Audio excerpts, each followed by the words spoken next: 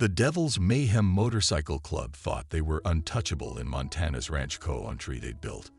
Their criminal empire through fear and violence, leaving a trail of broken lives across 3 states, but on a spring night they'd made a fatal mistake that would become legendary in criminal history. They kidnapped Victoria Kingsley. They saw what they wanted to see: a 53-year-old rancher's wife, an easy target to pressure her husband into selling their strategic piece of land. What they couldn't see was the ghost behind her quiet smile, the same ghost that had haunted criminal nightmares for 15 years. As the most lethal federal marshal ever to wear the badge, the woman who'd taken down 27 high-level targets without ever firing the first shot, the legend they called the Ghost. Because if you saw her coming, you were already dead. Now zip-tied to a chair in their warehouse, surrounded by the state's most notorious outlaw bikers, Victoria Kingsley is exactly where she wants to be, because sometimes justice takes patience, sometimes it takes a ghost to bring down an empire. And the Devil's Mayhem MC is about to learn why, even a decade later, hardened criminals still whisper her name in fear. Let's take a quick break. Tell us, where are you tuning in from? If this kind of content speaks to you, don't forget to subscribe, because tomorrow's story is something truly special. The morning sun crept over the eastern ridge of the R Ranch as Victoria Kingsley completed her usual perimeter check. She moved with practiced efficiency, her boots leaving precise tracks in the morning dew. To anyone watching, she looked like any other rancher's wife starting her day. But Victoria never stopped watching back. She caught the glint of chrome through the trees. The third time this week she'd spotted the same motorcycle making a slow pass along the property's border. Different riders, same patch on their backs. Devil's Mayhem MC. They were getting bolder inside the ranch house. Robert Kingsley sat at the kitchen table, his weathered hands wrapped around a coffee mug. They're back again, he said as Victoria entered, not looking up from his tablet, where he scrolled through local news. 4th P this morning. Victoria poured herself coffee, her movements deliberate and calm, same too as yesterday, plus a new one read, "Harley amateur rider keeps his weight too far forward." Robert looked up, his eyes me. Hers 10 years of marriage had taught him to read between her words. They're not just watching anymore, are they? Victoria sat across from him, allowing herself a small smile. Number. They're building patterns, testing response times, Sheriff Dawson's patrols, delivery schedules, our daily routines. She took a sip of coffee. They'll make their move soon. We could sell, Robert suggested, though his tone said he already knew her answer. The offer is well above market value. It's not about the ranch. Victoria's voice carried an edge she rarely allowed herself. Devil's Mayhem has bought or pressured their way into controlling every piece of land along the old canyon road. This is the last parcel they need for that's what I intend to find out. Their conversation was interrupted by the rumble of motorcycles on the main road, not passing by this time, but turning onto their long gravel driveway. Victoria moved to the window, her stance casual, but her mind calculating distances, angles, potential cover. 3 bikes approached, led by a massive custom chopper. Victoria recognized the rider from police bulletins, Vincent Romano, president of Devil's Mayhem MC, former military, suspected of everything from weapons trafficking to murder, but never convicted. He transformed a small-time biker gang into a criminal empire spanning 3 states. Stay inside, Victoria told Robert, her voice carrying the same quiet authority that had once commanded federal tactical teams. Whatever happens, whatever you hear, stay inside. She stepped onto the porch just as the bike stopped in a V formation, gravel crunching under their wheels. Romano killed his engine but remained mounted, removing his sunglasses with practiced theatricality. His 2 companions, younger, harder-looking men with patches marking them as enforcers, dismounted and flanked their leader, Mr. Kingsley. Romano called out, his voice carrying the false charm of a practiced predator. Beautiful morning for a ride. This is private property, Mr. Romano. Victoria's tone was pleasant, non-confrontational. Just another rancher's wife, uncomfortable with unexpected visitors. Now that's exactly what I wanted to discuss. Romano swung off his bike with fluid grace. The property my organization has development plans for this region, plans that could benefit everyone. He gestured expansively, including you and your husband, Victorian. noted how his enforcers subtly spread out trying to flank her. Position amateur move, they were telegraphing their intentions to anyone trained to see it were not interested. In selling, she replied, maintaining her role, this ranch has been in my husband's family for generations. Things change. Mrs. Kingsley Romano's charm slipped, revealing something colder. Progress comes whether we want it or not. Smart folks adapt, others, he shrugged, they tend to get left behind. Sometimes tragically, Victoria allowed a trace of fear to show on her face, feeding their assumptions. Let them think they were dealing with a simple rancher's wife. Let them underestimate her. It's what she'd been training them to do for weeks. Are you threatening us, Mr. Romano? Threatening, he smiled, spreading his hands in a gesture of innocence. I'm offering you a way forward, $2 million. Well above market value, because I respect what you've built here. His voice hardened slightly, but that offer won't last forever. Victoria wrapped her arms around herself, the picture of intimidated vulnerability. I'll need to discuss this with my husband, of course. Romano smiled, returned. Take some time, think it over, but not too much time. He reached into his jacket, making one of his enforcers tense nervously. Another tell Victoria filed away. The man wasn't used to real violence, just intimidation. Romano produced a business card. Holding it out, Victoria stepped forward to take it, letting them see her slight tremor inside. She was counting weapons, analyzing stances, noting how the younger enforcers carried themselves. Everything told her these weren't just bikers, their quasi-military bearing suggested connection to something bigger. 3 days. Mrs. Kingsley Romano mounted his bike. Then, we'll need an answer. The bikers roared away in a cloud of dust, leaving Victoria on the porch. She waited until they were out of sight before her demeanor changed. The trembling stopped, her posture shifted subtly, center of gravity lowering, weight balanced perfectly. This was the stance that had made her legend in federal law enforcement. The ghost preparing to hunt. Robert emerged from the house. Vicky, it's starting, she said softly. They're getting ready to move on. Something big, something worth killing for. She turned to her husband, letting him see the steel beneath her quiet smile. And they just invited the ghost to their party. Providence Springs hadn't changed much in the decade since Victoria had chosen it for her retirement. The single main street still housed the same family businesses, though now most sported security cameras and reinforced locks, silent testimony to Devil's Mayhem's growing influence. Victoria parked her weathered Ford pickup outside Mitchell's general store, noting 3 motorcycles clustered near the entrance. Inside, she could hear raised voices. Rebecca Mitchell's store had been and her family for 3 generations now. It was about to become another kind of lesson. 2 bikers flanked the counter where Rebecca stood, her face pale but determined. The third, wearing a sergeant at arms patch, leaned forward menacingly. Insurance ain't optional anymore, Becca, he growled. Town's changing. Be a shame if something happened to this nice place. Victoria selected a basket, moving quietly through the aisles. Her presence registered. She saw the nearest biker's hand twitch slightly toward his jacket, ex-military, that telltale gesture more evidence something bigger was happening with Devil's Mayhem. I've already paid the business association. Rebecca's voice carried clearly. Sheriff Dawson says sheriff ain't in charge anymore.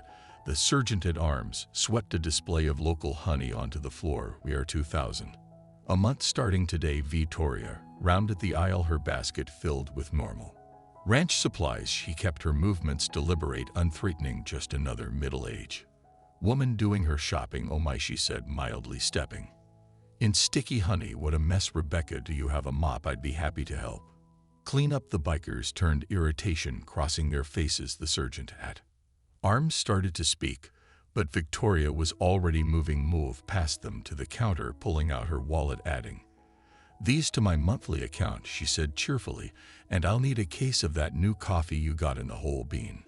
Dark roast, Robert says. It's amazing. Rebecca blinked, then caught on. Of course, Vicky, I'll get that from the back.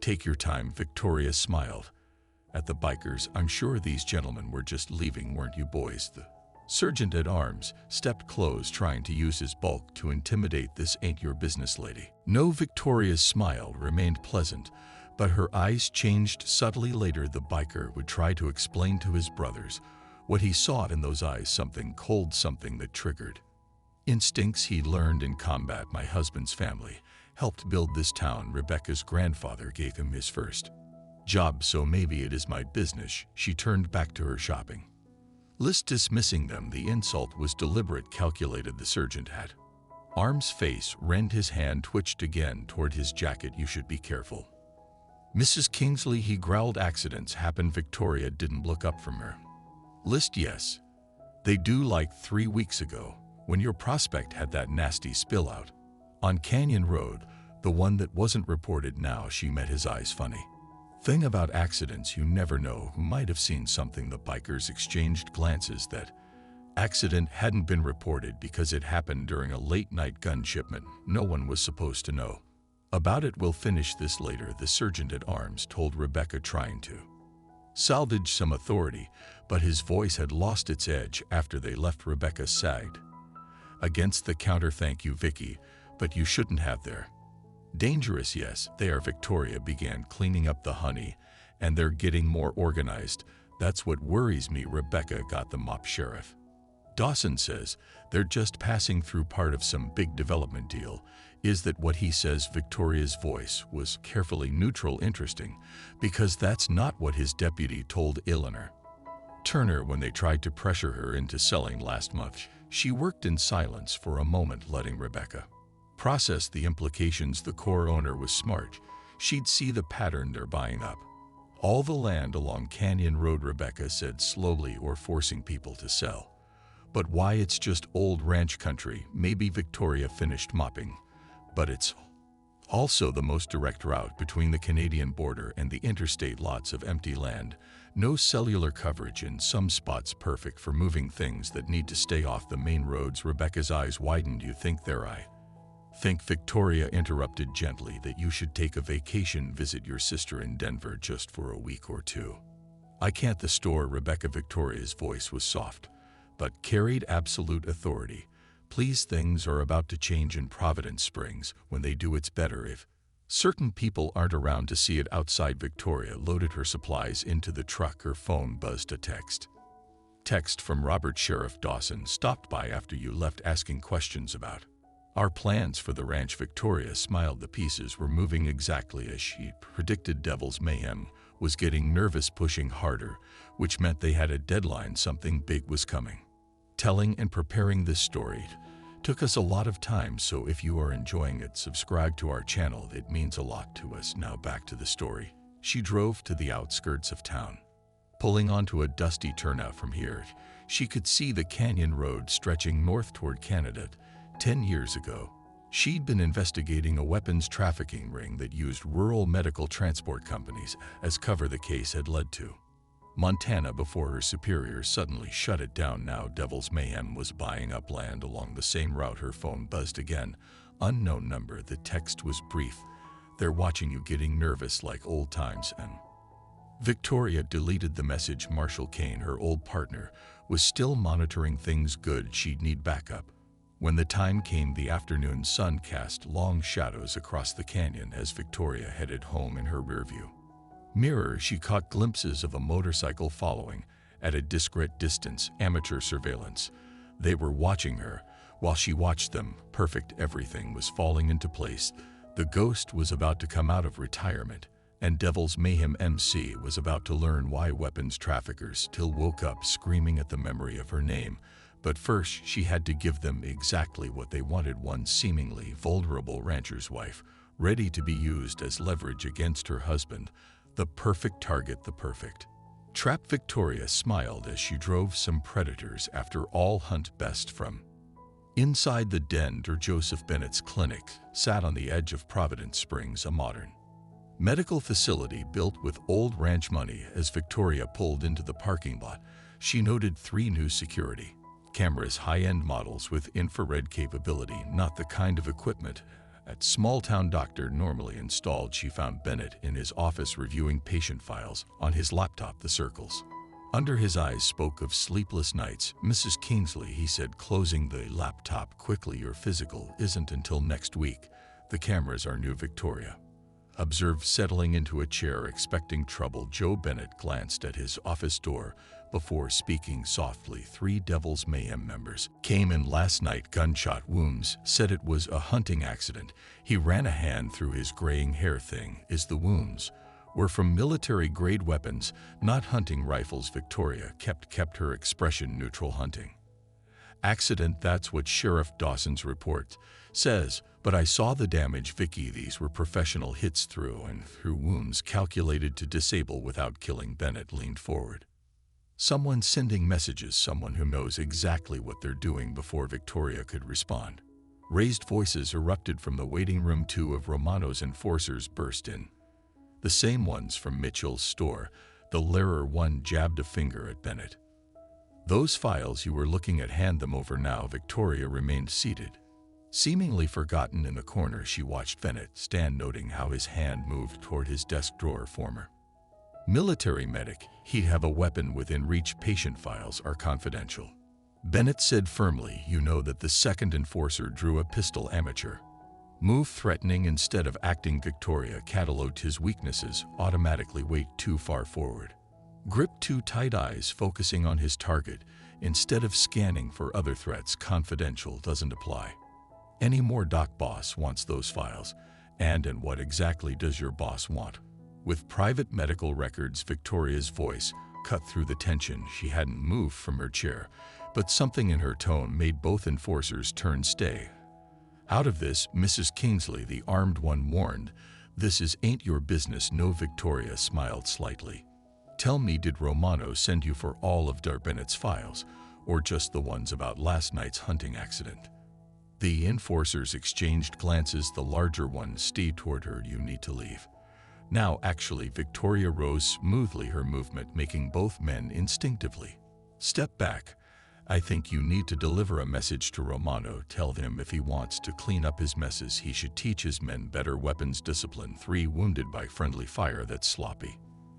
The armed enforcer raised his pistol. How did you? The same way I know about the shipment coming in tonight. Victoria's voice turned cold. The same way I know why you're really buying up land along Canyon Road.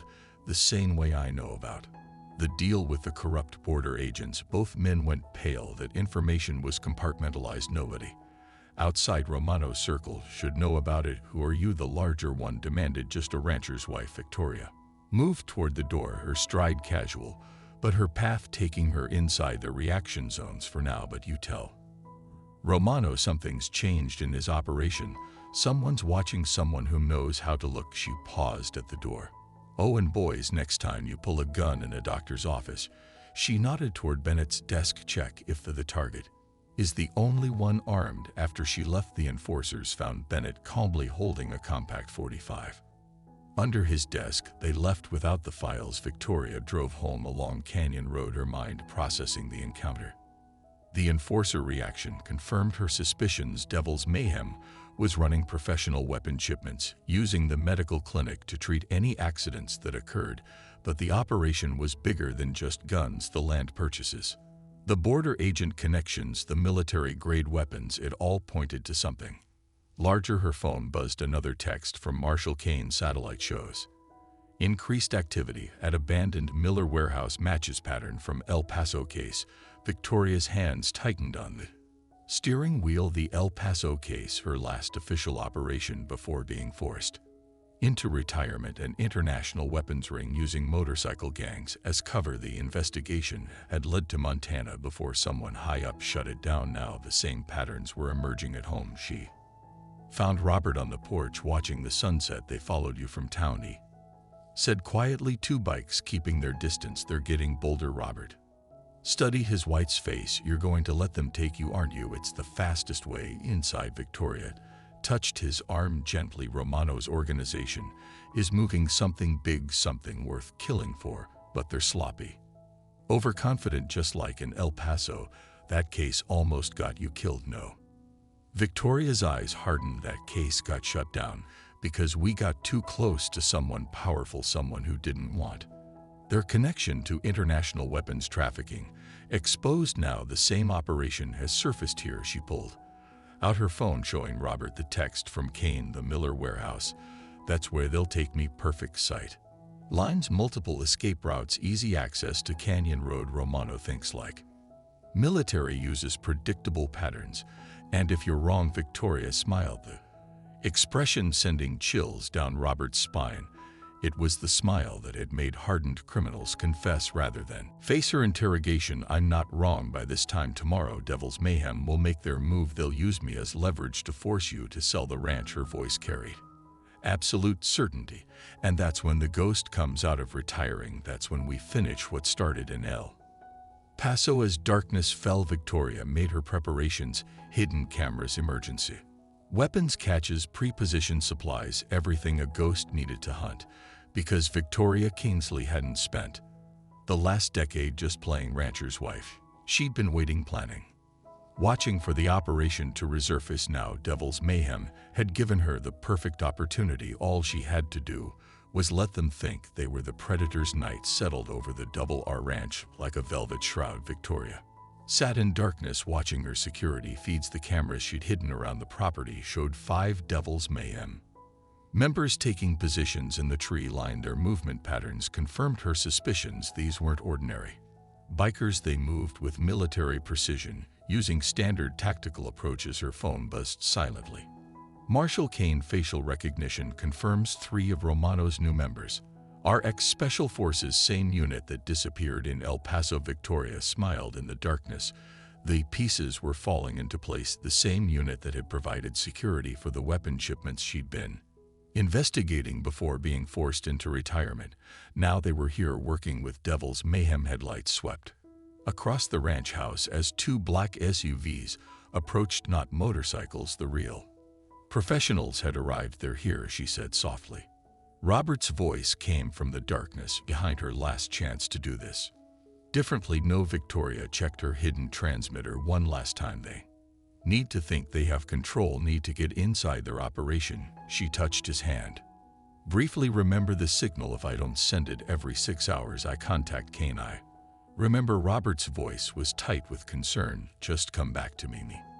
Always. The first flashbang crashed through the front window, exactly where Victoria had predicted. The tactical team breached with professional efficiency. 2-man teams, coordinated movement, synchronized timing. In another life, she would have commended their technique. Victoria let them find her in the kitchen, appearing appropriately terrified. The team leader, face hidden behind a tactical mask, zip-tied her hands with practiced ease. Target secured, he reported into his radio. No complications. They moved her quickly to the waiting SUV. Through her carefully crafted mask of fear, Victoria noted every detail. 6-man team, latest gen tactical gear, military hand signals.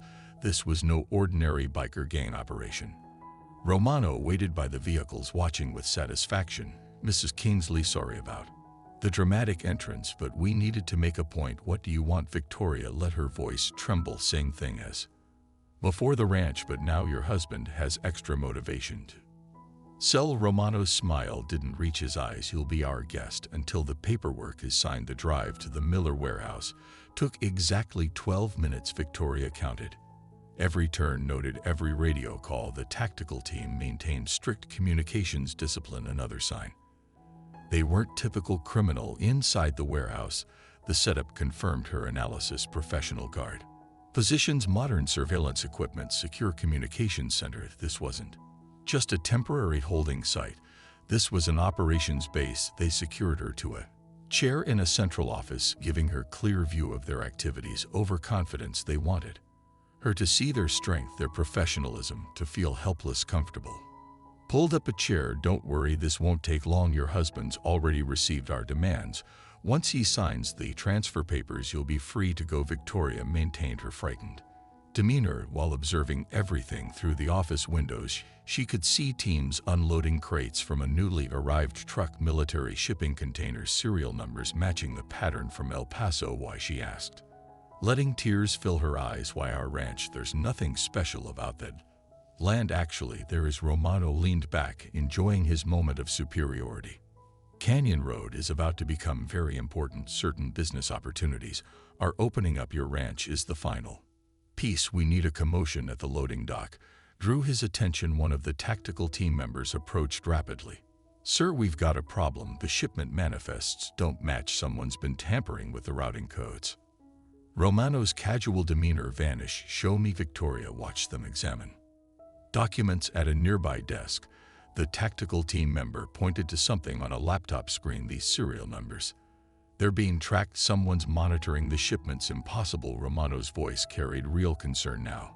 Those codes are classified. Military eyes only. Not anymore. The team member lowered his voice, but Victoria's trained hearing caught every word. Boss, this matches what happened in El Paso. Remember when that federal marshal almost exposed the whole operation? Victoria kept her expression fearful, but inside she smiled. They'd taken her exactly where she needed to be, at the heart of their operation. Just like old times. Her phone, hidden in a concealed pocket, vibrated once. Marshal Kane's acknowledgement. The tracking devices she attached to their vehicles during the kidnapping were transmitting. Everything was proceeding according to plan. Romano returned, his earlier confidence replaced by barely concealed worry. Change of plans. We accelerate the timeline. Get the buyer on secured comms. The whole shipment moves tonight, sir. One of his men objected. The border crossing isn't secured yet. Now, Romano ran a hand through his hair. Something's wrong. This is too similar to El Paso. We need to finish this before. He stopped staring at Victoria with dawning suspicion. For just a moment she let her mask slip, let him see what was really behind her tears. Romano took an involuntary step back. Who are you? Victoria smiled, and for the first time that night it reached her eyes, the same smile that had haunted criminals' nightmares for 15 years. You should have checked more carefully, she said softly. Should have looked deeper into who you were dealing with. But then the weapons traffickers in El Paso made the same mistake. Romano's face went pale. The ghost, he whispered. You're the ghost around them. His tactical team shifted uneasily. Even a decade later, that name carried weight in certain circles. Consider this a friendly warning. Victoria continued, her voice carrying the quiet authority that had once made cartel leaders confess. Release me now. Leave Montana, and this ends here. Continue with tonight's shipment. She shrugged against her restraints. Well, you know what happened in El Paso. Romano's response was predictable. Secure her. Double the guard. No one goes in or out without my direct approval. He leaned close to Victoria. Ghost or not, you're not stopping this shipment. Too much money involved, too many powerful people. I know, Victoria replied calmly. That's exactly what I'm counting on. As they left her alone in the office, Victoria began counting down in her head. 3 hours until Kane's team would be in position. 2 hours until the weapons buyers arrived. Just enough time for a ghost to prepare for hunting. The Miller warehouse hummed with tense activity as Victoria observed from her secured position through the office windows. She watched Romano's operation with professional interest. 3 shifts of guards rotating every 4 hours. Communication center monitoring police bands, tactical teams maintaining perimeter security. Professional but not flawless. Water. A younger guard approached holding a bottle. His patch identified him as a prospect. James, according to the name tape on his tactical vest. Former military, based on his bearing, but his eyes showed uncertainty. Thank you, James. Victoria's use of his name made him start slightly. Marine Force Recon, right? Afghanistan. His expression confirmed her analysis. How did you? The way you move, that distinct Force Recon scanning pattern. She took a sip of water. Tell me, what did they tell you about tonight's shipment? I'm not supposed to talk to you, but he lingered, curious despite himself. Of course not. The ghost is dangerous, even tied to a chair. Victoria's voice carried just enough edge to make him nervous. But you're already having doubts, aren't you? Wondering why a simple land grab needs military-grade tactical teams, why those crates have radiation warning labels. James glanced involuntarily at the loading dock where teams were preparing the shipment. Victoria noted the reaction radiation labels. Another piece of the puzzle. Those aren't just weapons, they're moving. She continued softly. You figured that out, haven't you? Regular guns don't need specialized handling protocols. Don't need SMIT-airy security teams. Shut up. But his voice lacked conviction. Did Romano tell you about El Paso, about what happened to the last team that helped move cargo like this? A door slammed open as Romano entered, his face tight with controlled anger. Stop talking to the prisoner, he dismissed James with a gesture, then turned to Victoria. Trying to turn my men already? You haven't lost your touch, just making conversation, Victoria smiled pleasantly, reminiscing about old times. Remember Staff Sergeant Wilson from El Paso, the one who helped us expose the operation? He got full immunity. Romano's facade cracked slightly. You're not getting out of this. Even if you are the ghost, you're alone. No backup, no tactical. Eaters rushed in. Sir, we've got a problem. Local police scanner just lit up. Multiple federal agencies coordinating with state police. They're establishing roadblocks on all approaches to Canyon Road. Shut it down. Romano ordered. Scrub everything. Tell the buyers. Too late. Victoria's voice cut through his growing panic. Those roadblocks aren't random. They're boxing you and using your own tactical approach against you. Standard ghost protocol. Trap them in their own fortress. Romano's phone buzzed again. The message made him curse. The buyers are backing out. Say there's too much heat. Of course they are. Victoria settled more comfortably in her chair. Professional weapons buyers don't like complications. One hint of federal attention, they disappear, taking their money with them. Through the windows she could see the operation unraveling. Guards abandoning positions, tactical teams arguing about evacuation protocols, the professional facade cracking under pressure. You planned this, Romano accused. The kidnapping, the tracking device, the buyers getting spooked. You wanted to be caught. Partly true. Victoria met his gaze calmly. I needed to confirm the connection to El Paso, needed to identify the real players, the ones above you, Romano, the ones who shut down my investigation 10 years ago. A new voice crackled over the warehouse speakers. Marshal K's distinctive tone. Attention, Devil's Mayhem. This is a federal operation. We have you surrounded. All exits are covered. Surrender now. Victoria watched the last of Romano's confidence crumble. You know what happens next, don't you? Your buyers are gone. Your tactical teams are ready to run.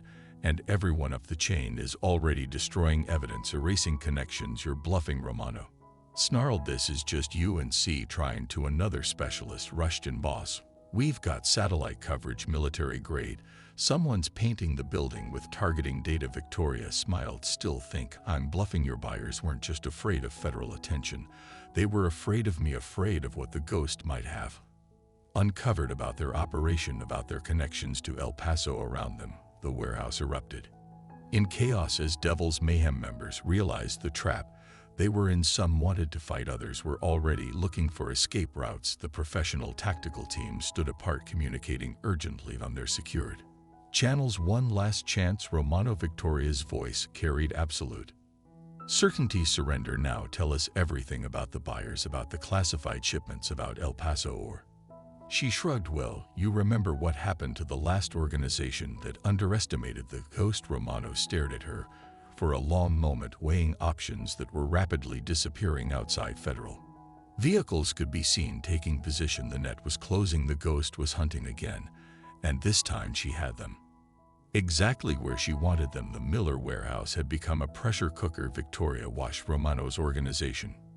fracture as federal forces tightened their perimeter. The professional tactical teams had separated themselves from the regular Devil's Mayhem members, their military training obvious as they established defensive positions. Sir James, the young prospect, approached Romano nervously. The radiation sensors, they're showing readings from those crates. What exactly are we moving here? Shut up and maintain your position, Romano snapped, but Victoria caught the fear beneath his anger. The operation was unraveling faster than he could control. Tell him, Romano, Victoria suggested calmly from her chair. Tell him about the specialized weapons components, the ones that need those lead-lined containers, the ones your buyers are willing to pay millions for. I said, shut up. Romano drew his pistol, but his hand shook slightly. The tactical team leader stepped forward. Boss, we need to make a decision. Local police scanners show federal tactical units moving into position, at least 3 different agencies. They're following ghost protocol, Victoria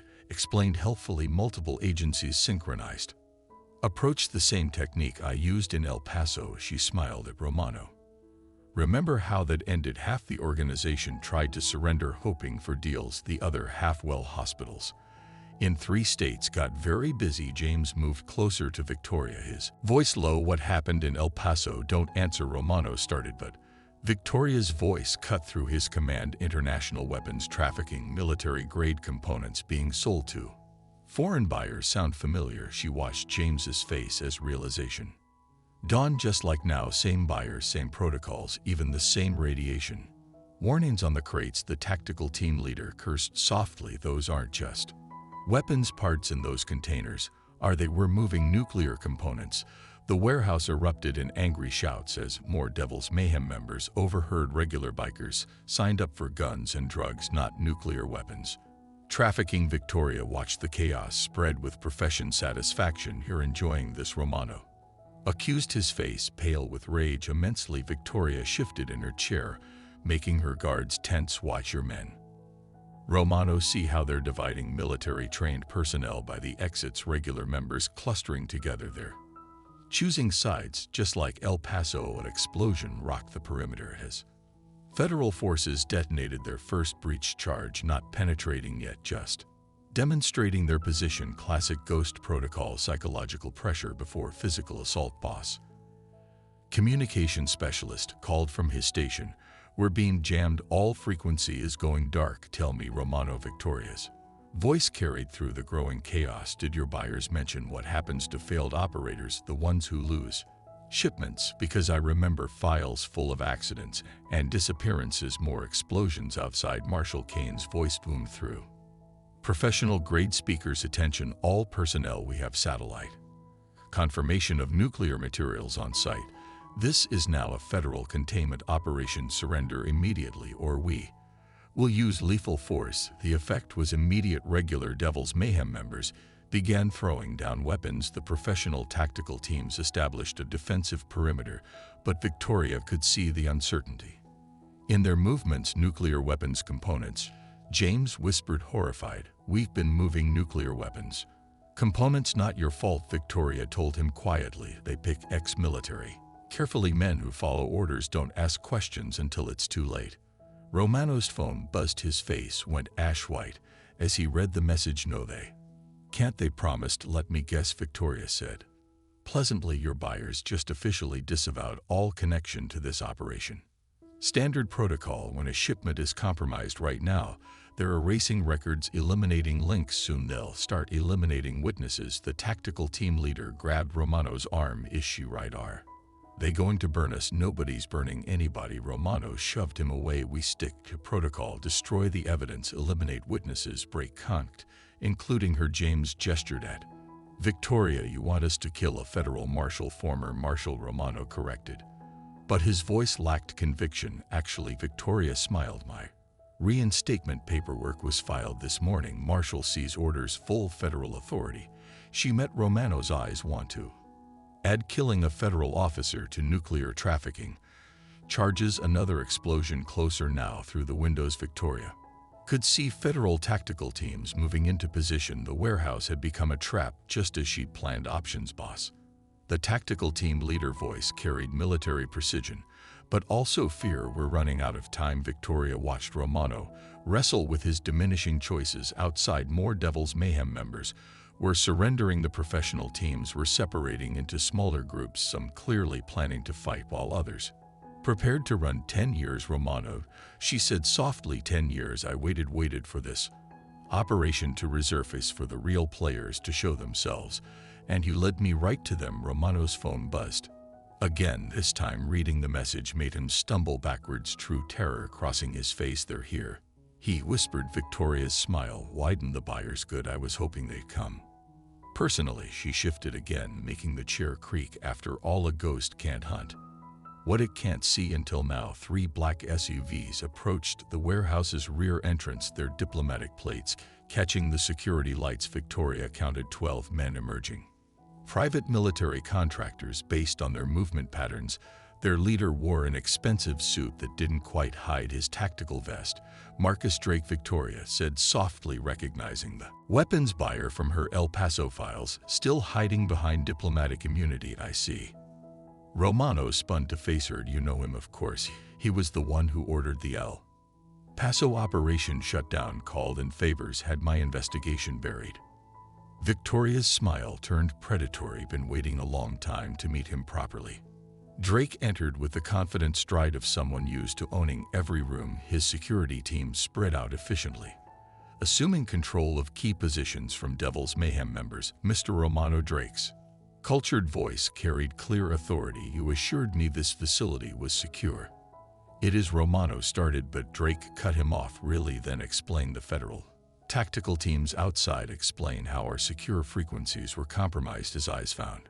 "Victoria, explain why you're holding a federal marshal in your office." "Former Marshal," Romano corrected automatically. "No." Drake moved closer, studying Victoria. "This is the ghost, the one who almost exposed our El Paso operation." A thin smile crossed his face. "I wondered if you'd surface again." "Couldn't resist."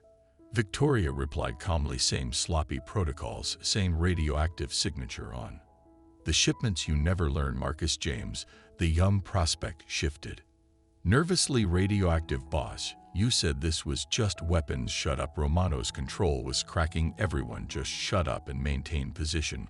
But Victoria could see the warehouse dynamics shifting. Drake's security team was isolating the nuclear components, while Devil's Mayhem members began backing away, realizing the true scale of what they'd been involved in. "Your men weren't informed." Drake raised an eyebrow at Romano's sloppy operational security, just like El Paso.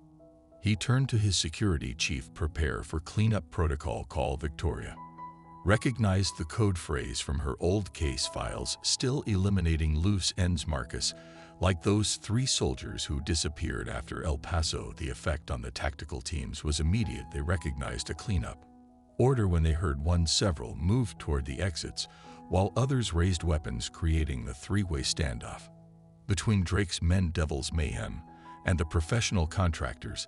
Another explosion rocked the perimeter. Kane's voice boomed again. "This is your final warning. We have tactical teams in position. Surrender now, or we breach with lethal force. Your operation is compromised."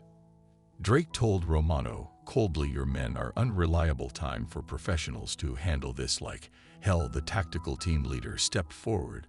"We're not going down for this. Not getting cleaned up like those guys in El Paso." Victoria watched the tension rise, counting angles and distances in the growing chaos. No one noticed her working at her restraints.